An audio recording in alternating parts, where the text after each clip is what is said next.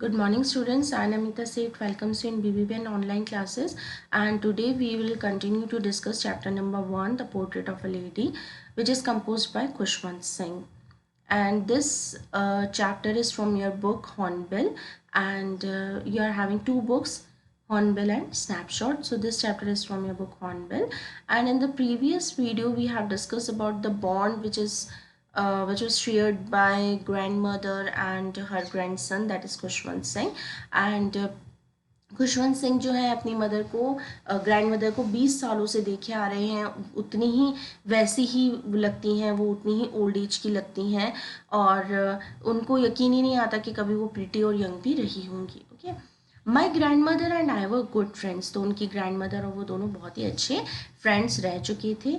My parents left me with her and when they went to live in the city and we were constantly together. तो जब उनके जो parents हैं वो उनको उनके साथ में विलेज में छोड़ के चले गए थे सिटी में रहने के लिए, तब से ग्रैंड मदर और खुशवंत सिंह दोनों साथ ही में थे. She used to wake me up in the morning and get me ready for the school.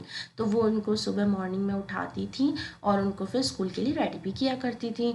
She said a morning prayer in a monotonous sing song while she bathed and dressed me in the hope that I would listen and get to know it by heart. So वो अपनी morning prayer को हमेशा एक ही लय में धीरे धीरे गुनगुनाती रहती थी. जबकि वो उनको खुशवंत सिंह को नहलाती, उनको ड्रेसअप करती, तो कंटिन्यूसली वो प्रेयर सुनाती रहती थी. उनको ये लगता था कि खुशवंत सिंह की ये प्रेयर रोज सुनेंगे तो उनको बाय हार्ट लर्न हो जाएगी. I listened because I loved her voice but never bothered to learn it. उन्हें वो सुनते थे क्योंकि उनकी दादी माँ की आवाज़ उन्हें बहुत अच्छी लगती थी, लेकिन कभी भी उन्होंने उसको लर्न करने का नहीं सोचा. Then she would fetch my wooden slate which she had already washed. तो फिर उसके बाद मैं उनको स्कूल के लिए रेडी करती थी. फिर उन्हें एक वुडन की लकड़ी की एक स्लेट पकड़ाया करती थी, उनको अच्छे से साफ कर देती वो स्लेट को, एंड प्लास्टर्ड विद येलो चौक, और उनको येलो चौक से देती थी प्लास्टर्ड येलो चौक लिखने के लिए. And a tiny earthen ink pot, एक छोटा सा इंक पॉट मिट्टी का बना हुआ देती थी. एंड अ रेड पेन, और उसके साथ में एक रेड पेन होता था, तो उनको पढ़ाई का सारा सामान दे दिया करती थी. Tie them all in a bundle and hand it to me, सारी चीज़ें एक बंडल में बांध दिया करती थी और फिर वो उन्हें पढ़ाई का सारा सामान दे दिया करती थी. After a breakfast of a thick steel chapati with a little butter and sugar spread on it we went to school. So breakfast में उनको क्या मिलता था?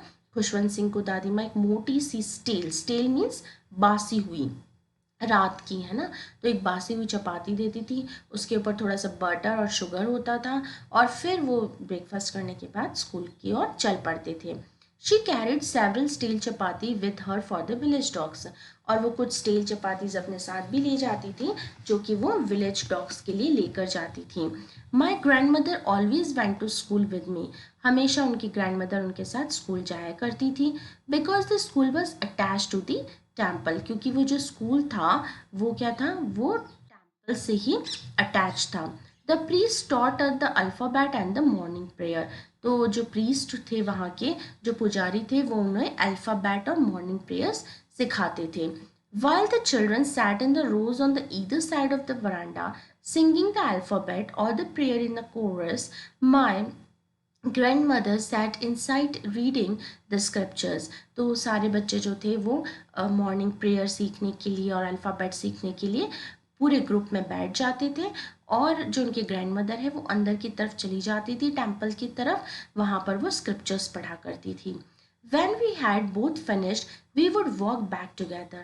जब हम दोनों का काम हो जाता, खुशवंत सिंह की पढ़ाई हो जाती, इधर जो ग्रैंड मदर है उनका स्क्रिप्चर्स पढ़ना हो जाता, तो वो दोनों एक साथ में फिर अपने घर लौट जाते. This time the village dogs would meet us at the temple door, और उस समय जो विलेज डॉग्स थे वो उनको वो टेम्पल के डोर पर मिला करते थे, क्योंकि वो लोग उनके लिए स्टील चपातीज लाते थे तो उन्हें सारी चपातीज खिला दिया करते थे.